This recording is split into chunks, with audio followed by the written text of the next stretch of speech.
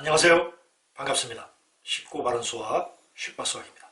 오늘은 중 2-1 1차 함수의 활용 문제 풀이입니다. 이미 방정식의 활용, 부등식의 활용, 연립 방정식의 활용 등에서 활용 문제의 풀이 요령을 다루어 왔습니다. 크게 다르지 않습니다. 1차 함수의 활용 문제의 풀이 역시 첫째, 변수를 정합니다. 문제의 뜻을 파악하고 변하는 두량을 변수라고 하죠. 변하는 두량, 변수를 xy로 놓는다. 마치 방정식에서 미지수를 정하는 것과 같습니다. 두 번째, 함수 구하기. x, y 사이의 관계를 1차 함수 y는 ax 플러스 b로 나타낸다. 방정식의 활용, 부등식의 활용 등에서 방정식 또는 부등식의 식을 세우는 것과 같습니다. 세 번째, 답을 구합니다. x의 값 또는 y의 값. x에 대응되는 y의 값을 함수값이라고 하죠. x를 구하라 하면 x를 구하고 y를 구하라 하면 y를 구합니다. 그리고 마지막으로 구해진 값이 문제의 뜻에 맞는지 확인합니다. 이 역시 활용 문제의 풀이의 일반적인 마지막 과정이었죠.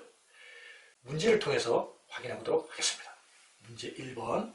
아래 그림은 길이가 15cm인 양초에 불을 붙인 지 x시간 후에 남아있는 양초의 길이를 ycm라 할 때 x와 y 사이의 관계를 그래프로 나타낸 것이다.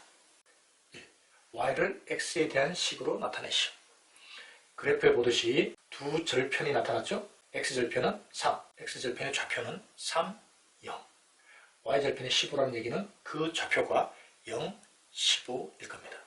그래서 두 좌표를 이용해서 기울기를 구하고 그리고 두 점 중에 한 점을 대입해서 y절편을 구하면 되겠죠. 특히 이 경우에는 y절편이 나타나 있기 때문에 그냥 저 15의 값을 y절편으로 사용하면 됩니다. 또 그래프에서 x의 증가량분에, 즉 x가 3 증가했는데 y는 15 감소했습니다. 그렇다면 기울기의 정의에 따라 x의 증가량분의 y의 증가량 3분의 마이너스 15. 그렇다면 기울기가 마이너스 5고 y절편 15 해서 y는 마이너스 5x 플러스 15라고 구할 수도 있고요. 또 고등학교에서 다루는 공식에 대입해서, 즉 x의 절편분의 x 플러스 y 절편분의 y는 1이라는 식에 의해서 3분의 x 플러스 15분의 y는 1, 이 식을 정리해도 동일한 함수식이 나타납니다. 우리는 이 그래프에서 바로 파악을 해보도록 하겠습니다. 기울기가 3분의 마이너스 15, 마이너스 5x. y절편은 플러스 15. 대부분의 책들이 이렇게 함수식을 나타내고 진행을 합니다. 매우 큰 문제가 존재한다고 보는 거예요. 잘 알다시피 1차 함수의 그래프는 직선입니다. 그런데 주어진 문제 1번의 그래프는 직선이 아니라 선분이에요. 그렇다면 다르다는 얘기죠. 뭐가 다를까? 여기는 x의 범위가 0 이상 3 이하로 제한되어 있습니다. x가 작은 경우에 그래프가 나타나지 않고 x가 3보다 큰 경우에도 그래프가 나타나지도 않는 선분이라는 거죠. 따라서 x의 범위를 반드시 나타내줘야 됩니다. 이러한 x의 범위를 정의역이라고 합니다. x의 값이 취할 수 있는 값의 범위 정도라고 생각하면 됩니다. 이 정의역이 매우 중요해요. 따라서 이것이 나타나지 않는 문제 1번의 식은 틀린 값입니다. 그런데 놀랍게도 대부분의 책들이 저 x의 범위 정의역을 나타내지 않습니다. 이렇게 저학년에서 공부하다 보니 학년이 올라가서 고등학교, 특히 고3이라는 수험생 공부를 할 때 많은 문제가 생겨납니다. 반드시 정확하고 올바른 방법으로 공부를 해야 수학이 쉬워지고 내가 기울인 노력에 따라 투자한 시간에 따라 점점 잘할 수 있다는 것을 반드시 알아야 됩니다. 우리는 항상 이것을 체크하면서 넘어갈 겁니다. 문제 2번. 불을 붙인 지 2시간 후에 남아있는 양초 길이는 몇 cm인가? x의 값이 2일 때 y의 값을 찾으면 되겠죠? 2를 대입하면 5가 됩니다. 따라서 구하는 값은 5cm. 문제 2번. 어떤 연료 120리터를 4시간 동안 일정한 비율로 연소시키면 완전히 소모된다고 한다. 이 연료를 2시간 반 동안 연소시키고 남은 양은 몇 리터일까? 선생님이 우측에 표현한 것들은 문제를 풀이할 때 필요하기 때문에 내가 그리는 것이지 문제에서 제시된 그래프가 아닙니다. 그래서 이런 문제를 학생들이 만났을 때 그래프가 없이는 매우 당혹해합니다. 그런데 생각처럼 어렵진 않습니다. 연료 120리터를 4시간 동안, 선생님은 이것을 분 단위로 바꿔서 표현을 하도록 하겠습니다. 큰 의미가 없고 시간을 사용해도 되는데 분으로 했을 때 그래프가 더 편할 수 있습니다. 240분 동안에 일정한 비율로 연소한다. 그러면 연소되는 비율이 2분의 1이죠. 따라서 120에서 줄어듭니다. 얼마나? 2분의 1이라는 비율만큼. 그래서 4시간이면 240분이죠. 240을 대입하면 0이 되는 거죠. 여기서도 마찬가지로 x의 범위가 중요합니다. x의 범위는 0 이상 240. 시간으로 따지면 1시간당 30만큼이기 때문에 y는 120-30x가 되고 x는 0 이상 4 이하의 값이 나타날 수 있겠죠. 마찬가지로 이 정의어 매우 중요하다. 반드시 기억을 해야 됩니다. 이 내용을 그래프로 이해를 하면 보다 더 확실하게 나타날 수 있겠죠. x절편 240이 될 테고 y절편은 120이 되고 기울기는 마이너스 2분의 1이 될 겁니다. 따라서 2시간 반이란 것은 150분, x가 150일 때의 y값을 찾으면 되겠죠. 150, 그러면 75, 120에서 75를 빼면 구하는 것은 45리터가 되면 학생들은 그래프가 함수를 이해하는 데 필요한 또 편리한 정도의 것으로 생각하기 쉽습니다. 그러나 그래프는 함수 그 자체입니다. 본질적으로 완전히 똑같은 거예요. 그래서 함수를 보다 더 정확하게 파악을 하려면 언제나 그래프로서 생각하고 특별한 이유가 없는 한 항상 그래프를 그려보는 습관이 매우 중요하고 또 필요합니다. 그래서 확인을 해본 거고요. 문제 3번. 아래 그림에서 점 P는 점 B를 출발하여 점 C까지 성분 BC위를 따라 매초 3cm의 속력으로 움직인다.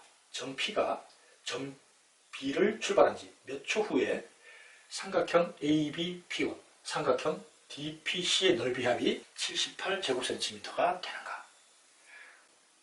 넓이 합을 y라고 했을 때 두 삼각형의 넓이를 더해주면 되겠죠? 삼각형 ABP는 밑변의 길이가 초당 3cm니까 3x가 될 겁니다.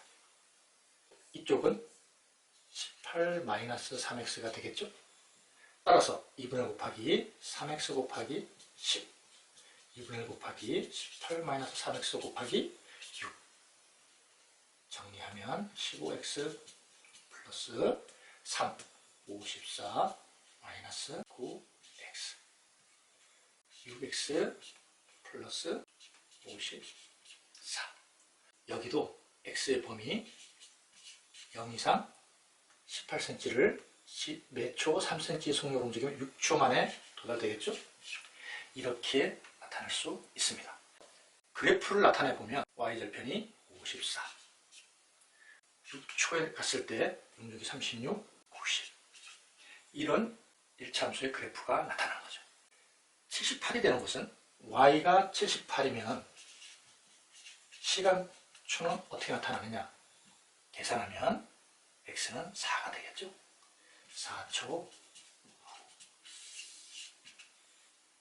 문제 4번입니다. 다음 직사각형 ABCD에서 점 P가 점 B를 출발하여 점 C를 지나 점 D까지 직사각형의 둘레를 따라 매초 2cm의 속력으로 움직인다. 이때 1번 x초 후에 삼각형 APD의 넓이를 y제곱cm라고 할 때 y를 x에 대한 식으로 나타내시오. 점 P가 성분 BC 위에 존재할 때는 삼각형의 넓이는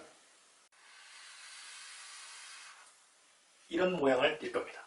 성분 AD와 성분 BC가 평행하기 때문에 성분 BC 위에 어디에 P가 위치하더라도 그 삼각형 넓이는 똑같아요. 알죠? 밑변의 길이가 같고 높이가 다 동일하기 때문에 그렇습니다. 따라서 y는 2분의 1 곱하기 밑변 12, 높이 8 이렇게 48이라는 값을 갖게 되겠죠. 그때의 x의 범위는 0 이상 12cm니까 점피가 6초 만에 도달됩니다. 이렇게. 점피가 선분 CD 위에 있을 때는 얘기가 달라집니다.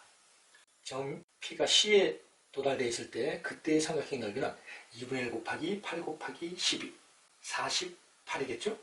거기서부터 줄어듭니다. 삼각형의 모양이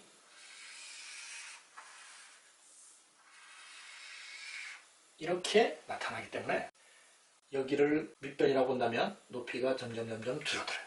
근데 어디서부터 줄어드느냐? 이 문제가 어려운 점이 바로 여기에 있습니다. 학생들은 이 길이가 8이다 보니까 8에서부터 줄어든다고 생각하기 쉬운데 아닙니다. 점피는 B에서부터 출발했기 때문에 12cm, 8cm, 즉 20cm에서 줄어들어갑니다. 마치 이 선분 BC를 이렇게 펴서 B에서부터 D까지 길이를 생각해보면 20이기 때문에 20에서 주로 들어가는 겁니다. 따라서 2분의 곱하기 12 곱하기 높이가 20에서 2x씩 주로 들어가는 거예요. 이것이 바로 6초 이상 4초가 더 추가되겠죠? 그래서 10초 미만. 왜 선생님이 여기는 등호를 안 붙였느냐? P가 D와 일치해버리면 삼각형이라는 도형이 나타나지가 않습니다. 그래서 이 경우에는 등호가 들어가면 안 돼요. 이것도 주의를 해야 됩니다.